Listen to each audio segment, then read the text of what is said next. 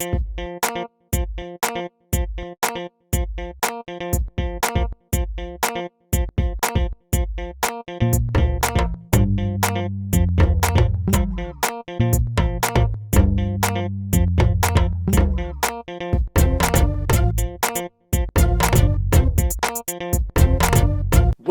to the 10 by 10 Get Ready for the Show. Howdy folks, Squeezebox Sam here to welcome you to the July edition of the 10 by 10 Variety Night. Still coming at you the first Thursday of every month, even though we've gone virtual in these times of social distancing. If you've been tuning in regularly, you know that we've even thrown a couple extra editions your way in the past few months. Show must go on. 10 acts, 10 minutes apiece. I'll be back a little bit later in the show with the band Grit, the 2020 10 by 10 season house band, and I'll even have some Squeezebox trivia for you. But now, get ready for the first act.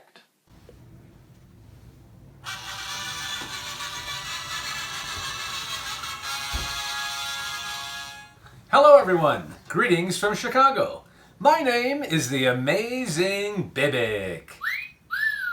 Great to see everybody here this evening. I'm joining you this evening from my magic show bar in the Bibic basement. You know, Chicago has long been a hotbed of magic activity, and it's really one of the birthplaces of bar magic, a place where you can go and see magic performed and drink cocktails. And so I thought tonight, do a little bit of bar magic for you, and maybe even you may want to join me in a cocktail.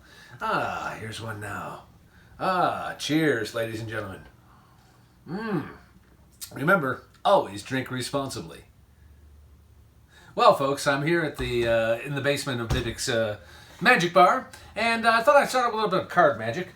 Of course, every magician has to do card magic, and I, the amazing Bibic, am no different. So I thought I'd do a little bit of card magic here. Pretty impressive. I've been doing magic for a long, long time. Starting out was just a little kid. It started out with cards, actually. Because, you know, we had them around the house and card tricks are easy to learn. I first started doing magic. I was probably about this tall. I was just a small lad back then. It was a... Alright, folks, here's the problem. I don't have any cards. Or I should say I didn't have any cards. You know, we've been kind of locked down here a little bit for the last couple of days or so. But I finally decided I had to go out and get some cards because I was doing the show here this evening. So I got suited up. I put on my mask. I put on my face mask. I put on my rubber gloves. I put on my rubber boots. I put on a couple of rubbers just because you never know. Anyway, I went out to the store, and of course supplies were somewhat limited, but I found something that I had not seen before. I'm not sure if you're familiar with these or not. These are generic cards. Now, if you buy a regular deck of cards, they can be over $4 a deck, but these generic cards, only $1.29. Thought I'd try them out since they were so inexpensive. When I got home, I realized why they are so cheap. They save money on these cards. They don't print any pictures on the backs. Which actually, when you think about it, saves a lot of money. That's half the ink at least. Probably half the labor. The problem is they don't put any pictures on the fronts either. Or maybe those are the backs and these are the fronts. I don't really have any idea. So unfortunately, folks, I'm here to tell you I will not be able to do any card tricks for you this evening. Can I tell you about the trick I was going to do instead? It's almost as boring, I promise. Usually when I do this trick, I'll have some pretty stranger pick a card. And if you were joining me here tonight, I'd pick you because you seem pretty strange. Anyway, when they pick out a card out of this deck, you never know what card it's going to be when you pick a card from a magician, but it could be, for example, the Three of Clubs. Now, if you pick the Three of Clubs in this deck, that's an easy card to find because that is the only card there is. Now, most cards have some sort of a picture design on the back, but these generic cards are blank. Have you ever seen anything like that before? Neither had I. But I discovered if I tap them against my fingertip like this, watch, that does two things. First of all, it hurts like hell. But that's okay because it puts a back on the deck, which matches the front. That means the Three of Clubs, that now has a back too. Now this is kind of strange because a minute ago when we looked at it, do you recall? It didn't have a back. I know. Now if I really wanted to fool people, I'd have more than one person pick a card. Somebody else might pick, for example, the King of Clubs. Someone else might pick the Queen of Spades. Another person might pick the Three of Diamonds. Anyway, I'd have everybody mix their cards in together with the rest of the cards in the deck, and then, believe it or not, there'd be a little bit of a puff of smoke in my hands, and the cards that they selected would be found underneath this... They'd be found underneath this carpet. Well, I'd like to show you that trick. I would show it to you, but unfortunately, all I have are these generic cards. They have no faces or backs, so You know what, folks? Next time, I think I'm going to get the good cards because you are worth it. Well, thank you very much. Thank you. Oh my gosh, how kind of you. How very kind. Yes, indeed. Thank you. Now, as I mentioned before, I'm joining you this evening from Chicago. And I don't know if you've been to Chicago before, but if you do come to Chicago, there is a train system that'll get you around town called the L. Now, I have to warn you about the L a little bit. First of all, if you see any water on the floor, chances are it's not water. The second thing is, there are sometimes people that play a little game on the L. I'm going to show you how it works. It usually involves a cup or even a bottle cap and something they can hide inside. In this case, it's a tiny ball. Now, the object is to guess where the ball is. And if you guess correctly, you win money. And if you don't guess correctly, the other guy takes your money. So anyway, it looks like this. You see, it starts off simply enough. And I saw this performed myself. I saw the guy with the ball, and being a magician, I thought I'd know something about this. Anyway, he said, hey, man, there's a chance to win some money. Guess where the ball is? You win some cash. Right now, where's the ball? I said, that's easy. It's in the cup. He said, you just won $1. You want to play again? I said, sure. He took the ball out and placed it into his pocket. He said, is it under the cup or in my pocket? I said, I'm pretty sure I saw you put it in your pocket. He said, sure enough, you've won $2. Want to play some more? I said, sure, absolutely. This time he told me I'm not going to show you the ball, I'm just going to take it out. So did I take it out or not? That's the question. On my pocket or under the cup? Well, I guess it was a 50-50 chance, which is almost half. So I said, I think it's under the cup. He said, I am so sorry. You've just lost your cash.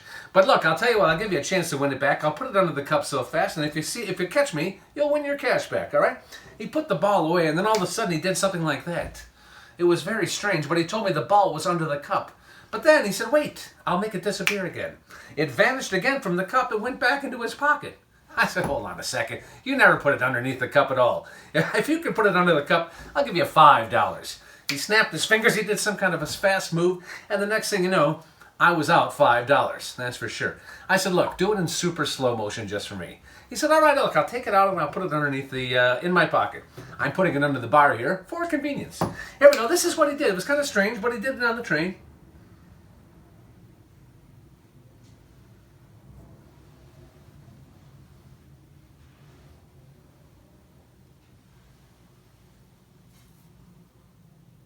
I know, nobody noticed there either. Anyway, he said, if you can guess where the ball is, you can have your money back. I said, you definitely didn't put it under the cup. It is definitely underneath, in the pocket. Well, that's when I lost some even more money. I said, wait a second. I think I'm catching on to this whole thing. I said, sir, I think that you have 2 balls. He said, that is very observant of you, and most people don't catch on. But since you caught me, I'll let you know for sure. I'll tell you for sure you are correct. You see, I always have one in my pocket, and I always keep one under the one under the cup. The thing is, I couldn't find 2 balls that were exactly alike. So this is the one I let you look at most of the time. That's actually the one I keep in my pocket. The one I keep under the cup is a different color. But nobody seems to notice because the texture is so similar. And I have to admit, it was about the same. But the really weird thing was, the guy told me, he said, look, I'm not surprised you didn't see it. Because you see, this ball doesn't fit under that cup. This ball always gets in the way of this ball. So that makes it very difficult to put them all in. Anyway, the bottom line is, don't play that game on the L. Folks, I hope you've had a great evening tonight. Thanks very much for joining me. My name is the Amazing Bibic. Bye-bye from Chicago.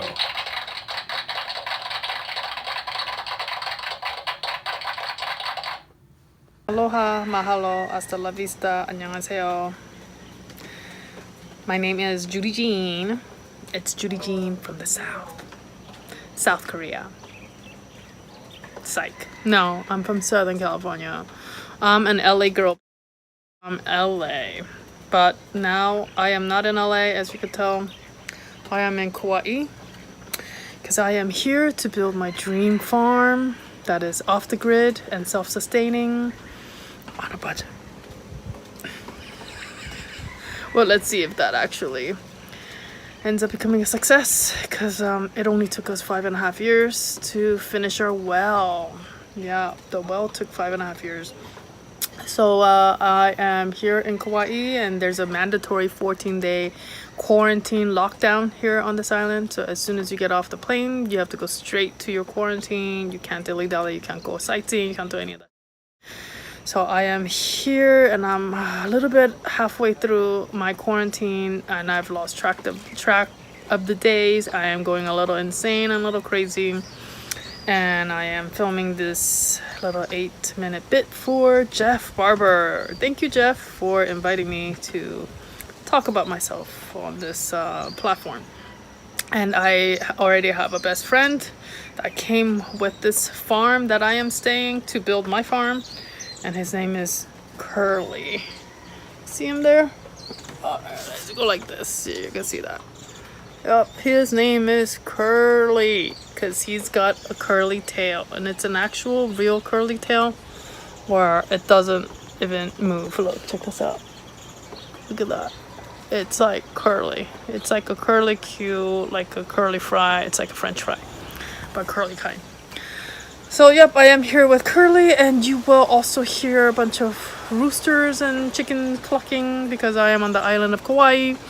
And I guess way back when there was a hurricane, a bunch of roosters got loose, a bunch of chickens got loose, and they are loose. They are loose and running all over the island, and you cannot eat them, apparently, unless you're really, really hungry. You could eat them, but you really don't want to eat them because they don't have a lot of meat on them. It's easier for you to just go to the market and spend $5 and get actual chicken with meat on it than trying to kill one of these chickens and feather them, pluck them, boil them, whatever it is that you need to do to make chicken.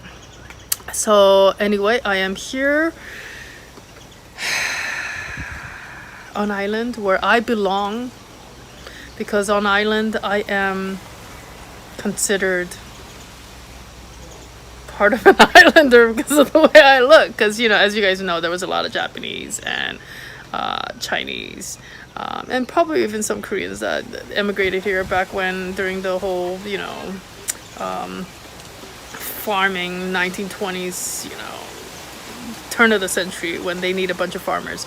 So this island is full of a lot of Asians and Polynesians, and we are the dominant. So I belong here, even though I am new to this island.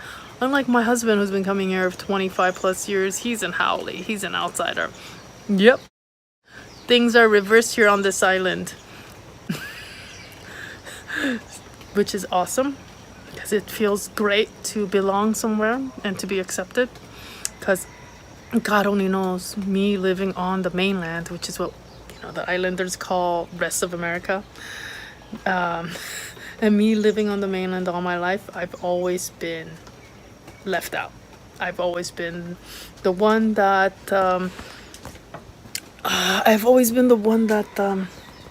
Karens like to leave out.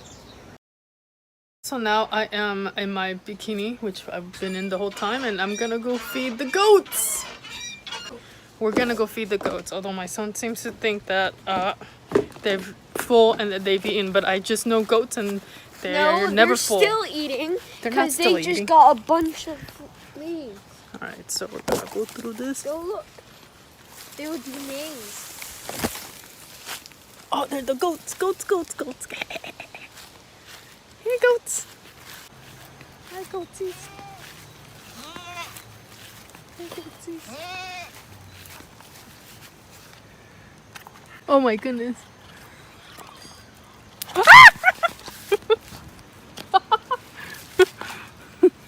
Here.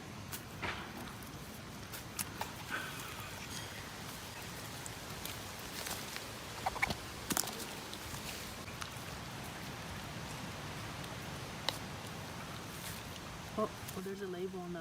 God! Oh my God! Oh my God! Oh my God! I had a little kid here doing a whole joke. He was gonna give me a whole joke, and I wasn't videoing any of it. He was rambling on and on. He thought he had a joke, but it never went anywhere. And you guys missed the whole thing because I thought I was videoing, but I wasn't. What was that joke again? What was that joke? Over. Is that a joke? I thought you were saying a joke. Why'd you stop again? Say your joke. I want to hear it. I want to hear your joke. I want to hear... Can you do the laundry? Can you fold it? Hey.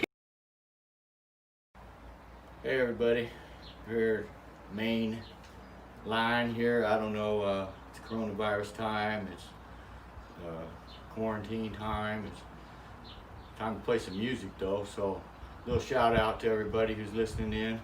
My name's Robert Matter. We're gonna do a couple songs for you tonight. We'll start out with a Jamie Johnson song. Here it is.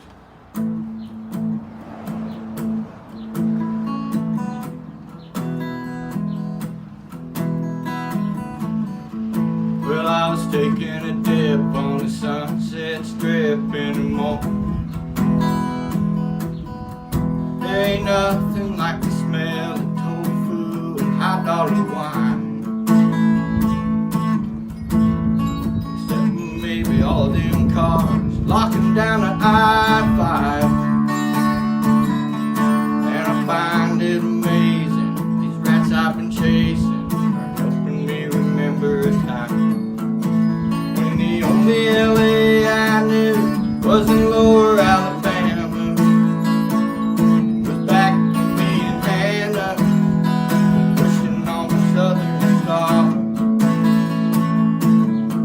Well, now it's so complicated, I really hate it. Why the hell would ever go this far? Taking depression pills in the Hollywood Hills, acting like I'm playing a part. All this stripping and grinning and boozing and winning and running. Promises break like an egg on the hot asphalt. What the hell was I thinking? Drinking like I'd never get caught. And all this high dollar women, fame and fortune, it ain't worth the ticket I bought.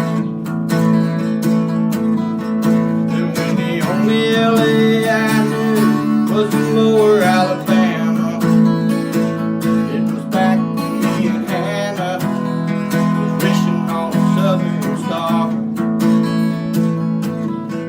Well, now it's so complicated, I really hate it. Why the hell would ever go this far? Taking depression pills in the Hollywood Hills, acting like I'm playing the part. Taking depression pills in the Hollywood Hills, acting like I'm playing the part. Alright, thanks for the applause. I love it. It's a wonderful thing. Now, we miss you guys, the audience, of course. We appreciate y'all tuning in for the show. And we're going to play a couple more songs. This is an original song that I wrote years ago. It's called Say That You Love Me.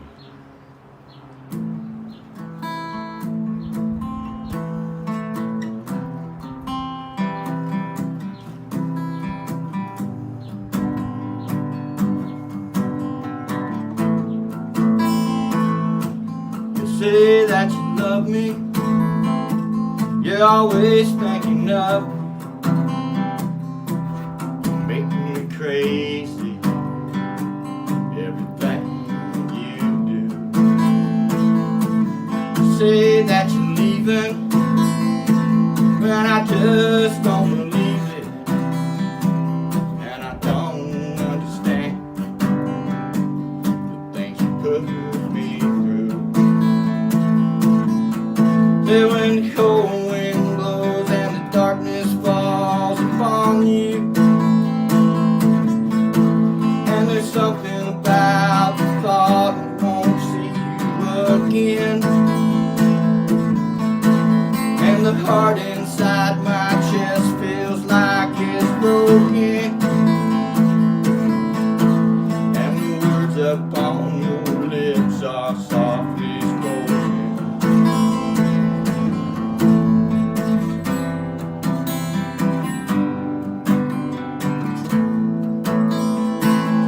Come back to me, baby. Oh, and don't say maybe, 'cause I gotta know, do you want me to stay? Oh, I can't stop from hurting. You know everything's not working, and I can't go on feeling this way. When the cold wind blows and the dark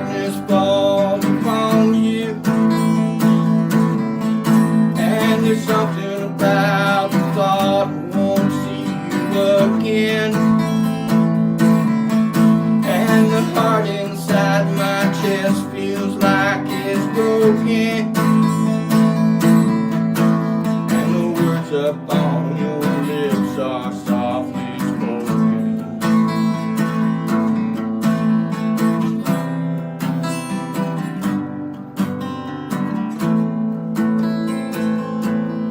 Say that you love me, always thinking of.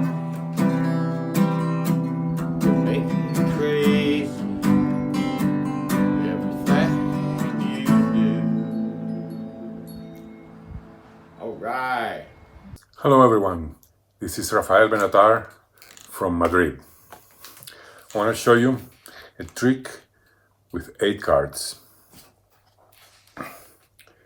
These are red.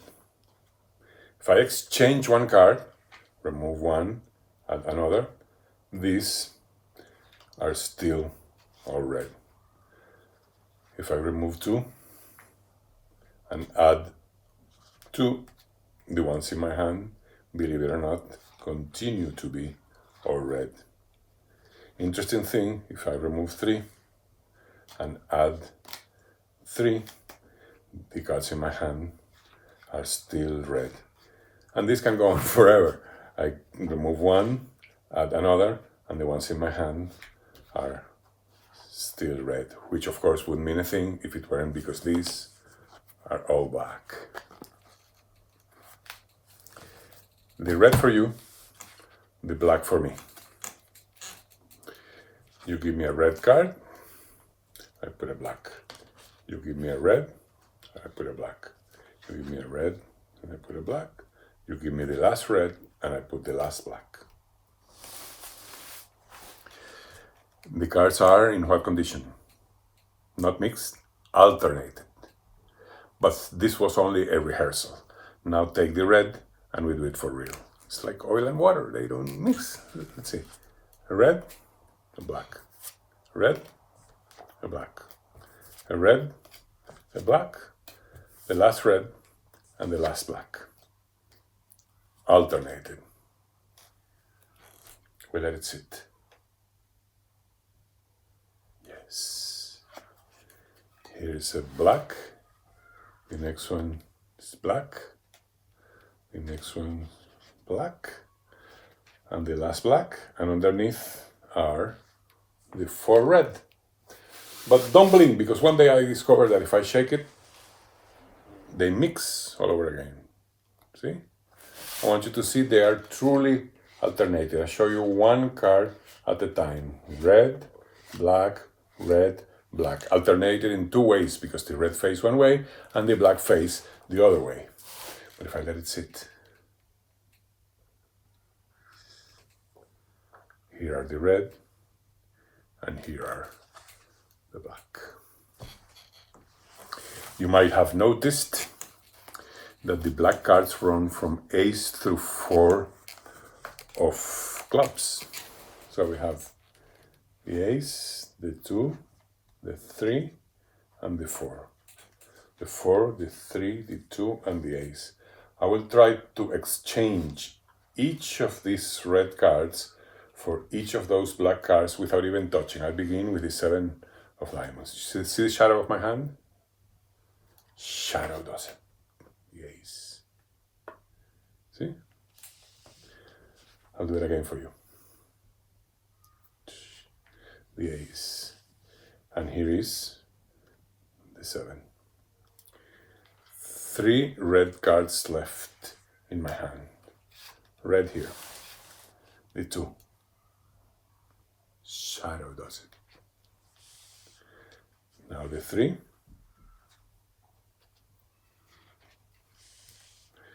And finally, the 4.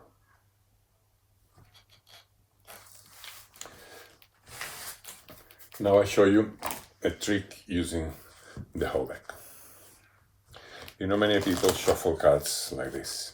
I used to shuffle like that myself. But one day I had a marmalade sandwich for breakfast and my fingers were sticky, so the cards shuffled against the fingers. Upon facing that desperate situation, I discovered how lucky I could be. It's very sticky. How lucky I could be at the card table, because I had a king, another king, 4 of a kind, 4 kings.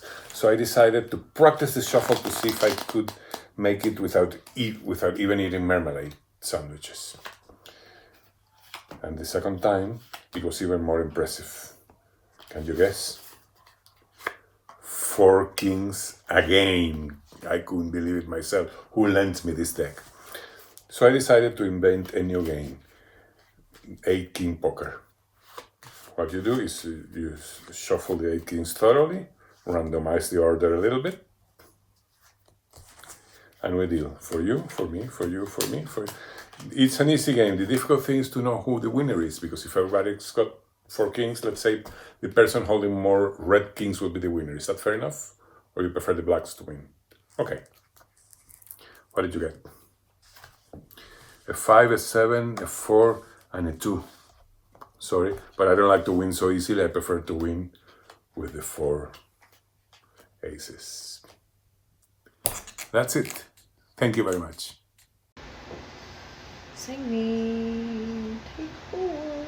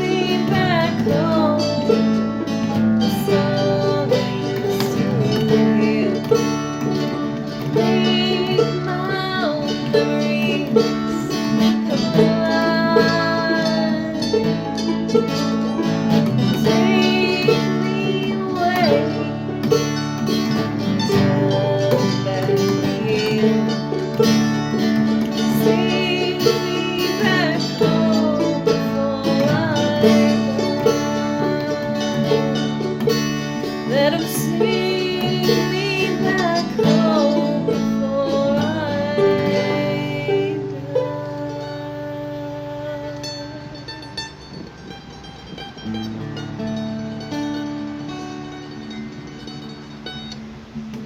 Thanks for having Grit as the 2020 season 10x10 Variety Night House Band. And now for some 10x10 Variety Night Squeezebox Trivia. Some of you probably know that adjacent to the Santa Clarita Valley, there's a little town called simply Los Angeles, the Angels. But did you know that its founding Spanish name in full, and forgive my Spanish, is El Pueblo de Nuestra Señora la Reina de Los Angeles de Porciuncula? And if you don't see the irony in that, I advise you to very quickly start writing mail regularly by hand using the full address.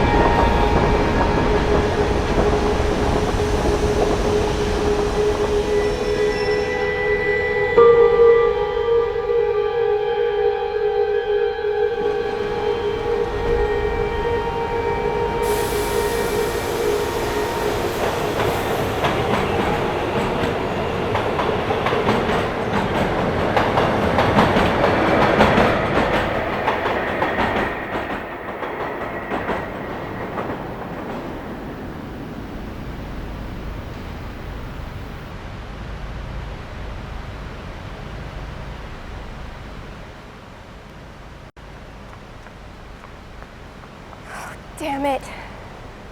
Excuse me, is this the right line for 17th Street? Sorry. It's just I was on the wrong line before, and I want to make sure I've got it right this time for 17th. Yes, yeah, you're on the right track now. Sorry to interrupt, only it's confusing. Do you get confused What? about the train? No, I use this line every day. I'm used to it. The signs are confusing. Oh, damn it.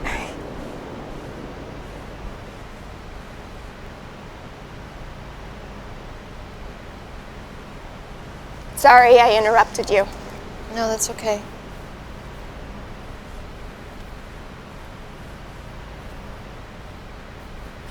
Do you want to know something? I've been traveling this line for must be 3 years now. You're the first person who's talked to me. Seriously? It's true. Really? The first. And friendly bunch. Maybe it's because you're reading. I don't always read. They're probably shy. Me, sometimes I can't stop talking. I talk a lot when I get nervous, can't help it. I'm on my way to an interview, that's why I'm nervous. Don't you just hate interviews? Yes. They're so false. I hope I'm not late. I hate being late. It makes you all sweaty. I really don't want to go in there all sweaty. It's off-putting, don't you think? Yes, I suppose so. So I always leave plenty of time, but this time I had so much time, I thought to myself, you're gonna be too early, you're gonna have to hang around. The longer you hang around, the more nervous you get, you'll start to sweat. So I thought, stop for a coffee, kill some time on the way. But then I got lost and now I'm late and I'm starting to sweat. Does it show? No. Good. That's a relief. This jacket hides a multitude of sins.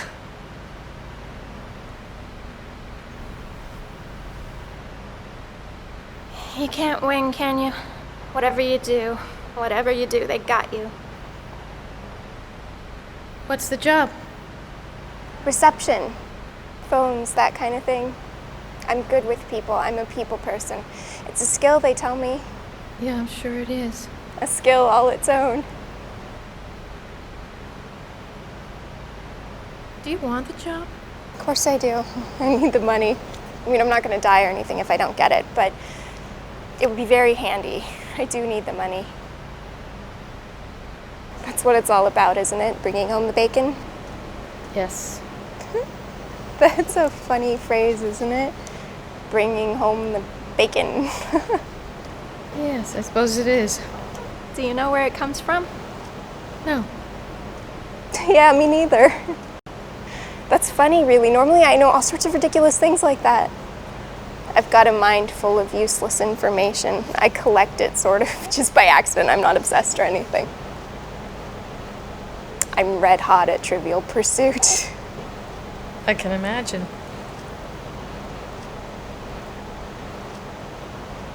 Do you mind me saying something? What? An observation? You look kind of sad. Do I? Yes, you do. Huh. Well,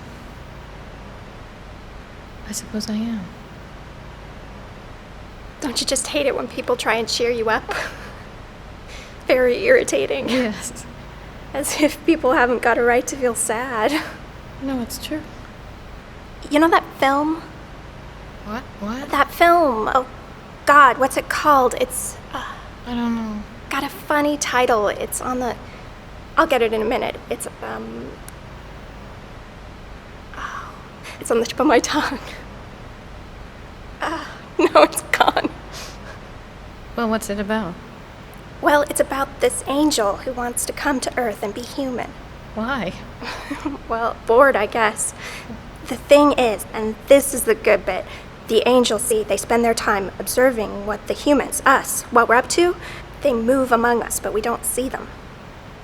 They like watching people, and that's why this angel, I forget his name, wants to be one of us.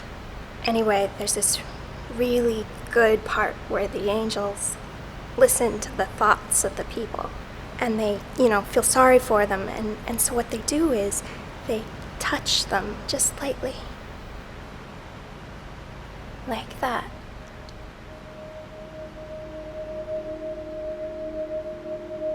And it makes them feel better.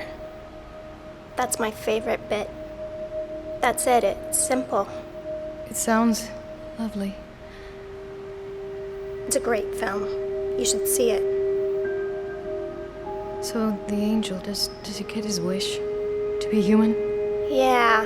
He hands in his wings. You can't go back, see, once you've done it. How does he do? Well, it's difficult at first, but he likes it. He's got what he wants. Feelings, that's what he wants.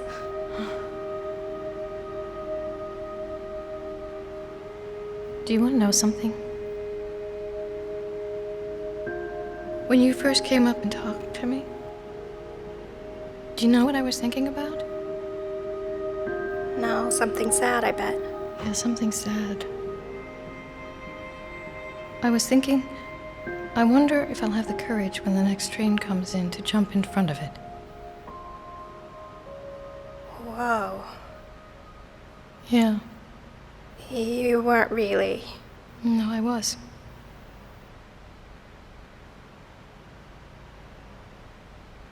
Messy. What?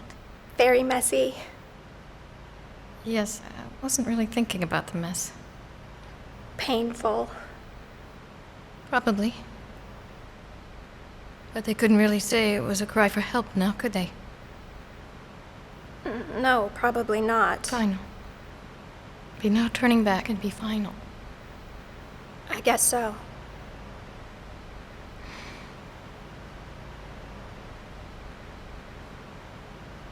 You won't, will you? I don't know. I often think about it. Sometimes I think the only thing holding me up is my clothes. Standing here, day in, day out, just standing here, just going nowhere. Sometimes standing on the edge, it can seem very inviting. As I hear the train approach and the wind rushes through the tunnel swept along in front of it, I think I want to be that air in front of the train.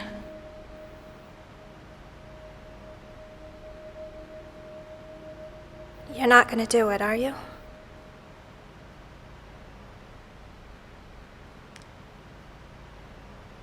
No.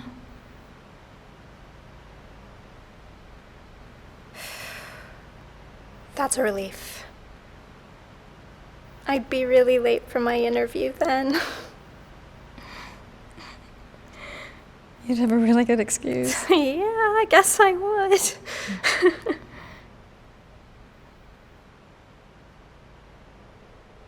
Here's one now.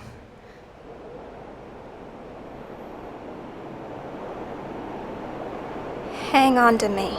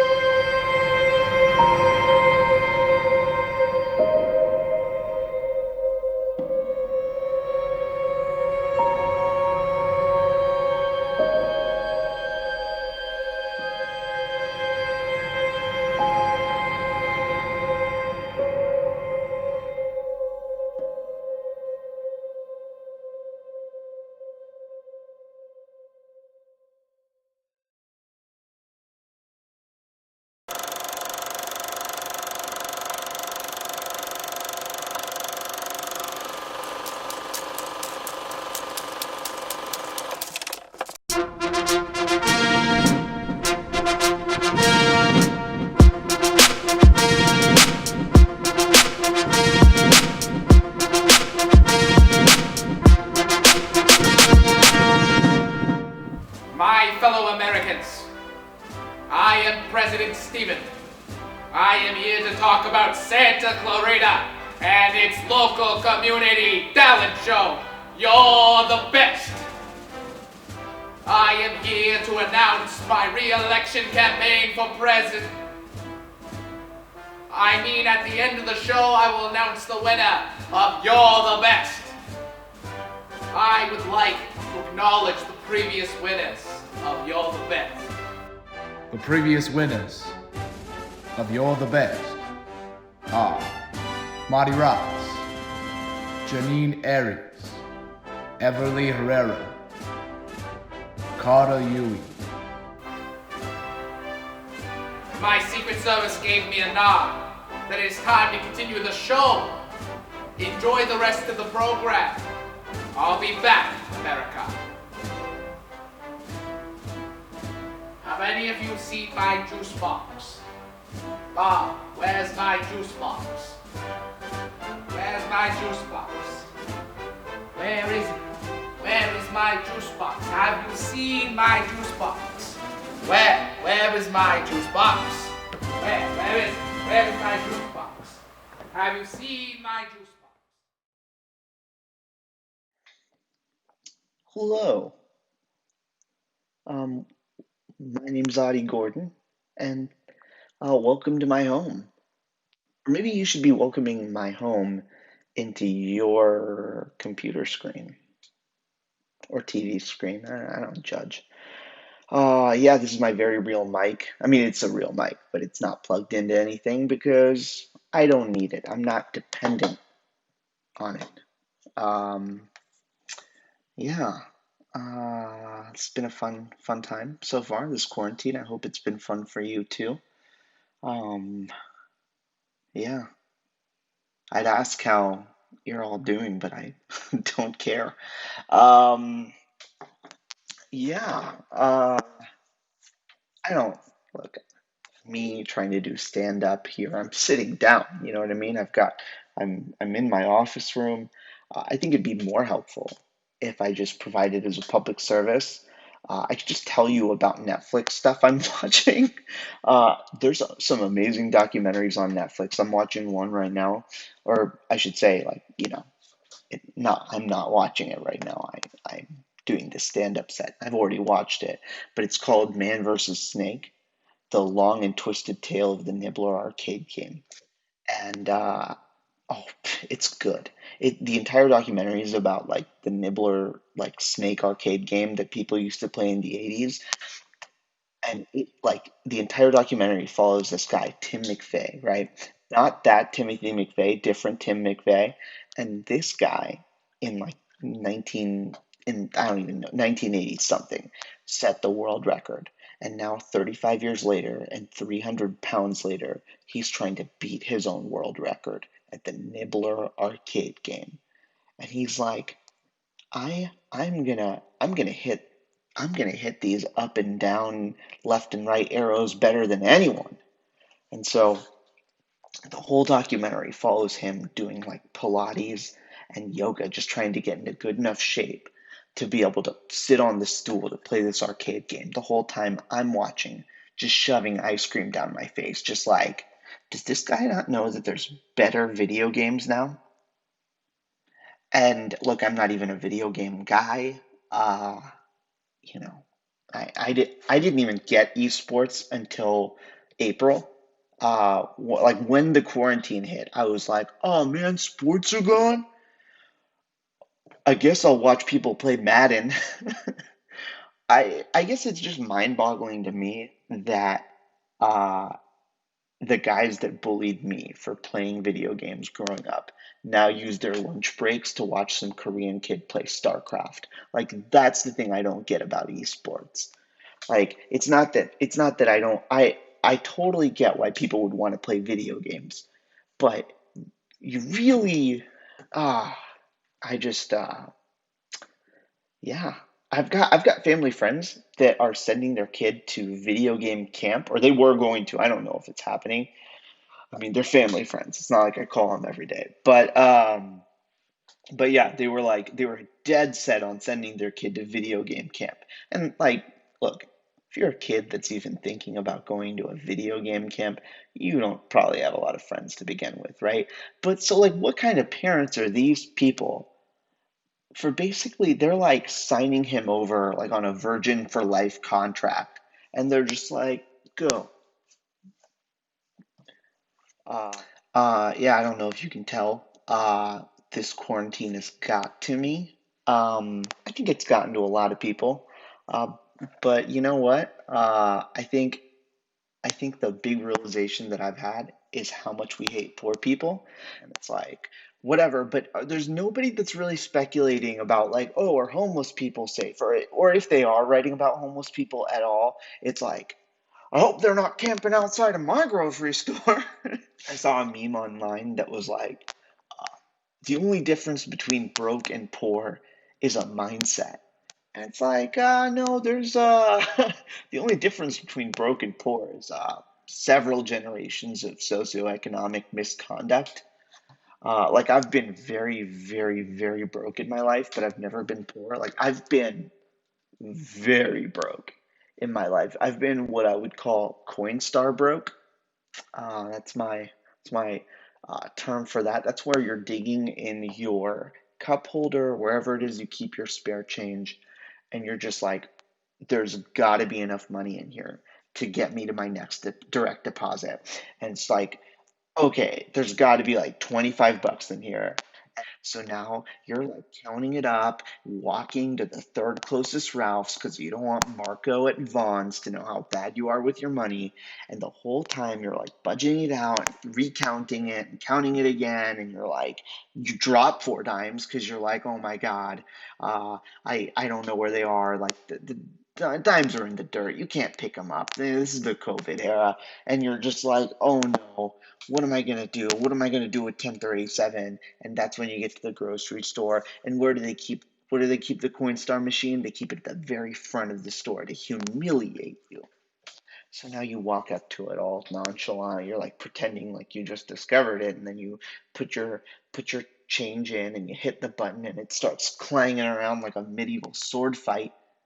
And everyone in the store is looking at you.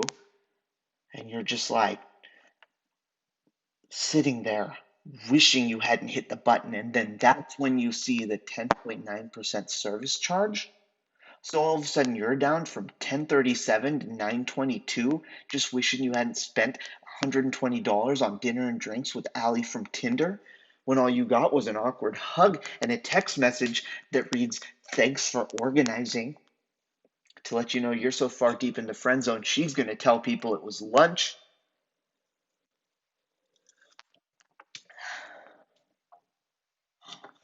I'm saying, it's 2020. So let's give a little, let's love a little, be safe. Happy quarantine. I'm Adi Gordon. Hi, my name is Lisa Midds, and I'm excited to be performing with my amazing band tonight here on 10 by 10. Thank you to Jeff Barber for having us. We're going to do a couple songs for you. The first one is off my latest EP, and it's called I Love You.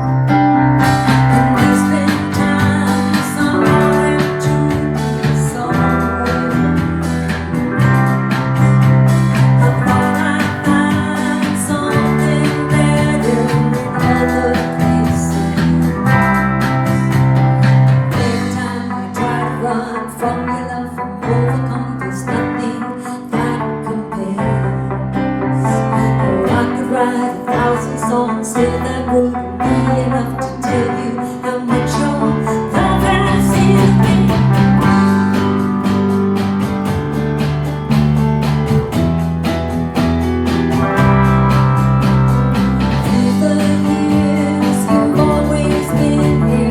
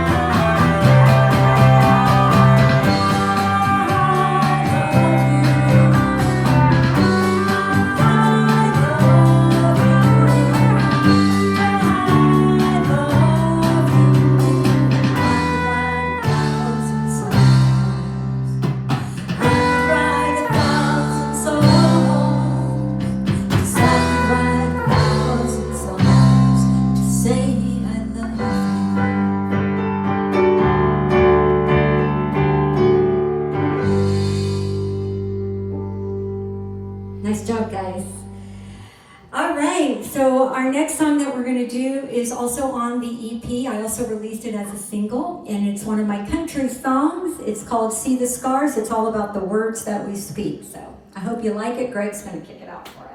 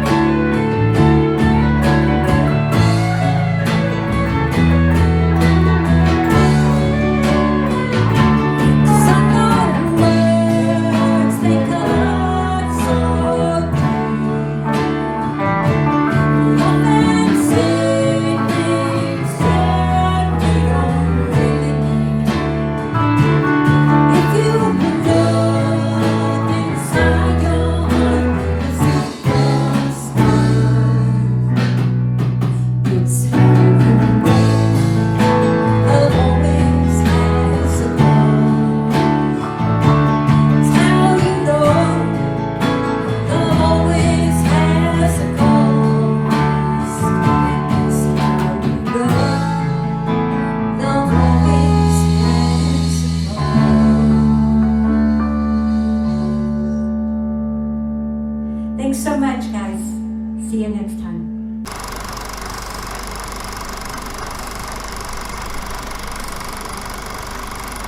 Yo, what up, Roostic? C10, do 10, come on. Get out of here, man. I'm busy.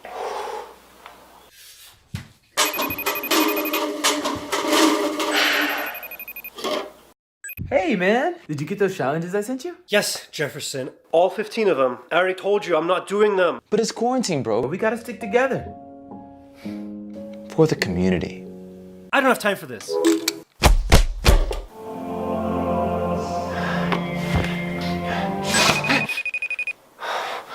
freaking kidding me? You know that viral video where the stunt players are punching each other through the phone? We should do that challenge. I told you not to mess with me, Jefferson. I'm not doing your stupid challenges, all right? I got some cups to jump over right now, and I will call you when I'm done. Yo, okay? this is great. Huh?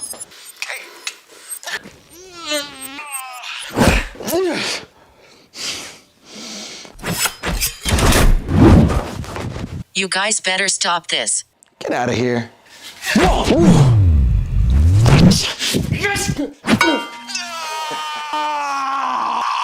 Come on.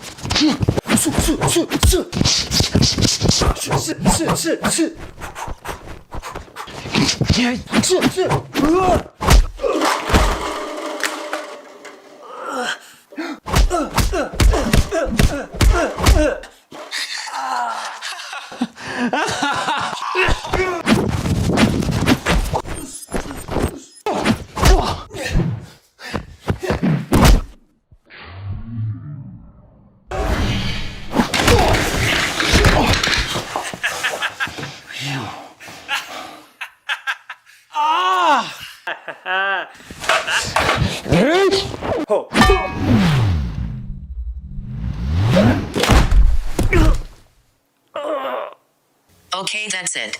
Whoa!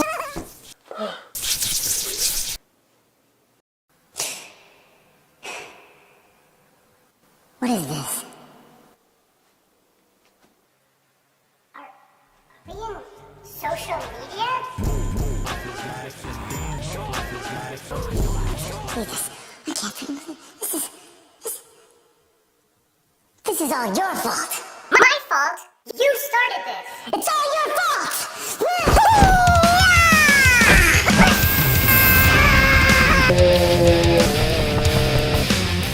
Hey guys, did you know that we filmed this whole video from 2 different sides of the country? That's right. This is my friend Jefferson. He lives in Atlanta and he's also a stuntman who makes action comedy sketches. So make sure you go check out his channel as well. And I hope this video serves as a reminder that even during a time of separation, we're still united.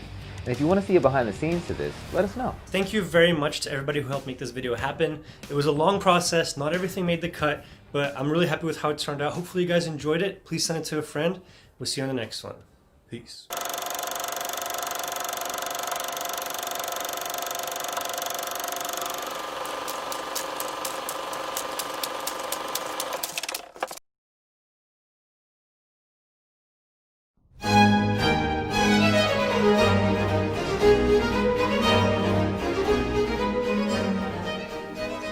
Greetings and salutations to you all. My name is Professor D.R. Schreiber, Professor of Natural Philosophy, presenter of Experimental Conjuring, and exhibitor of Legerdemain, which means I am a magician. I come to you today from the 18th century, a time when we are in quarantine. I understand that you too are in quarantine in your modern age. We, of course, have yellow fever about, so we are inside. Hopefully, in your modern age, it's a different fever, although that would be a very long quarantine from now until then. Hopefully we get out of it before then. But I have been invited tonight and show you a little bit of our 18th century conjuring and things that we do during quarantine. So allow me to show you around a little.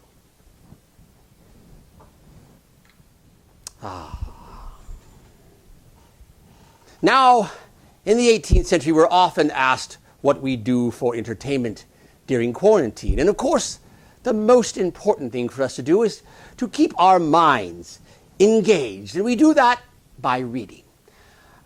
I always have the trouble of picking a good book. That's one of the things I have that difficulty on. I scroll through my shelves and just never seem to find the right book. But I try this occasionally. Let the ether pick the book for you. Sometimes that's a fun way. Ether, send me a book. Perfect. Right here, the ether chose a book in French. I do not read French. Good job, Ether. Thank you for picking that book. Maybe Ether, send me another book. Try another one. Oh, perfect. This one, much better. Edgar Allan Poe's The Raven and selected stories.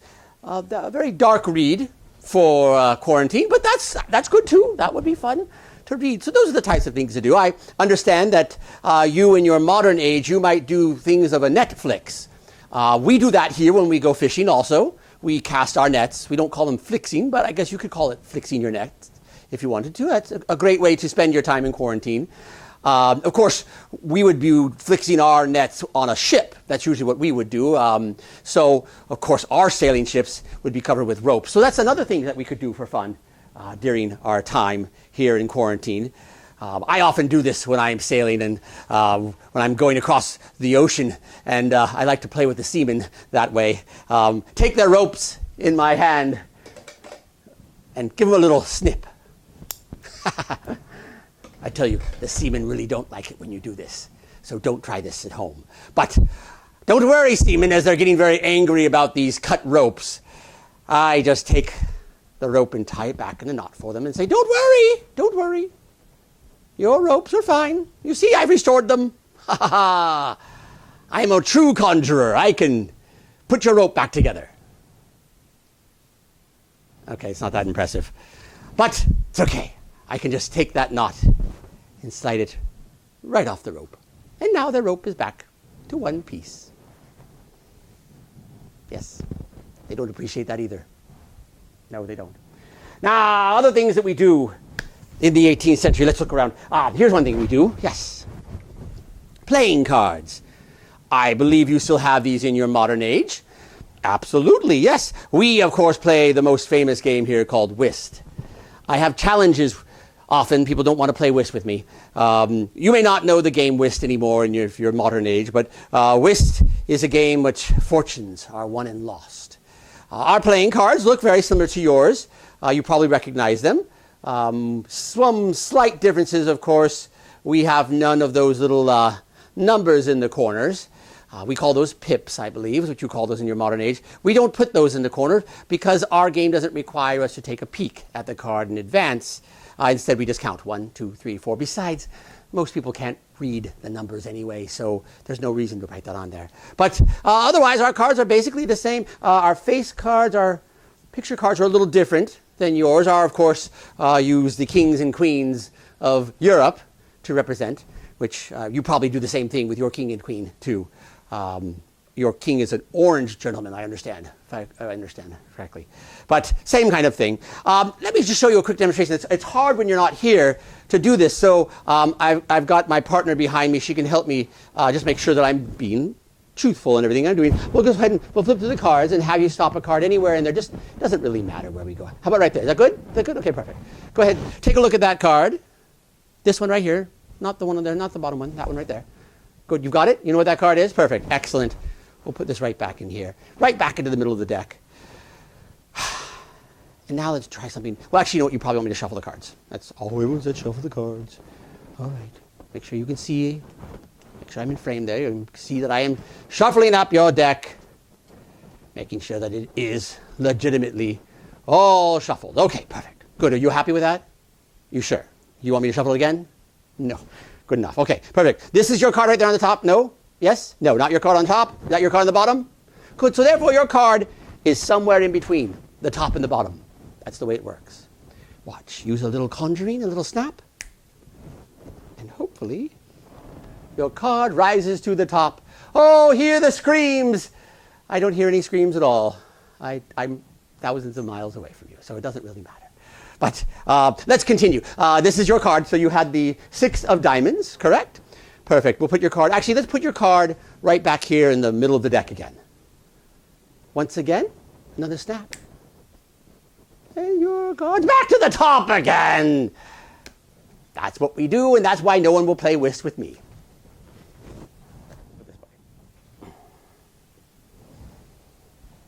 Now, what else do I do during quarantine here in the 18th century? Well, as a professor of natural philosophy, I need to spend some time studying in my laboratory. So I often work with some of my experiments. And I have a new one that I've been working on. If you'd like to see that, I can show you one of these experiments. Yes? Would you? Oh, perfect. Good. I would love to show you. Let me move this out of the way. Excellent. Right up there. This right here. is a bell jar placed on top of a vacuum pump. You probably have these all over the place in your modern age. Use these every day. Everyone has these in their house, I'm sure. No, not so much. Well, this device allows us to extract all of the ether from the chamber, creating a vacuum inside of it. It's a very, very exciting time for us. We're beginning to understand some little demonstrations about vacuums. And one of the things that we know is sound seems to be very different in a vacuum. As you know, when you're out here in our regular ether, when you ring a bell, it makes a sound. Hopefully you can hear that. That's what a bell sounds like, of course. Now, the fascinating thing is when we place a bell into a vacuum, hang on, let me adjust this. It takes a little force to actually have this go. Perfect. Good. Now we've extracted all of the ether out of the jar, creating a vacuum. The fascinating thing is, when we release it, the bell no longer makes any sound.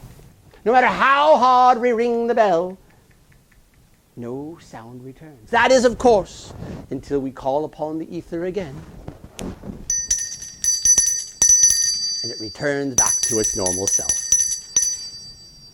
So try that yourself. You can do that at home. That's a very simple experiment to try. At least I think it is. It's something that I have fun with. Well, it's getting to that time of night where I need to probably sign off and say goodnight to you all.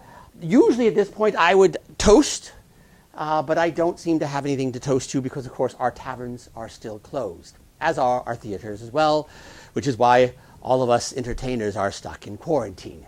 And you have to watch us through this little box. But I have a way of solving that. Hold on. If I just send a quick note to my tavern keep, I have a tavern keep. Everyone has to have a friendly tavern keep that they work with.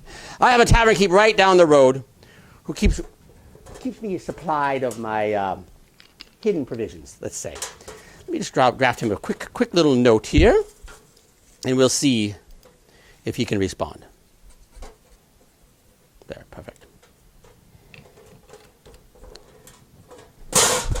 Pardon me. Just need to make sure that we send this safely into the ether. Now, what we do, send my order directly to him. This is always the dangerous part. Perfect. We just wait a moment for our order to arrive. Perfect. Always my best tavern keep. Well, I bid ye farewell and good night. What did he send me? A little cider. Good. I am Professor D.R. Schreiber, the historical conjurer. It has been my pleasure spending a few minutes with you.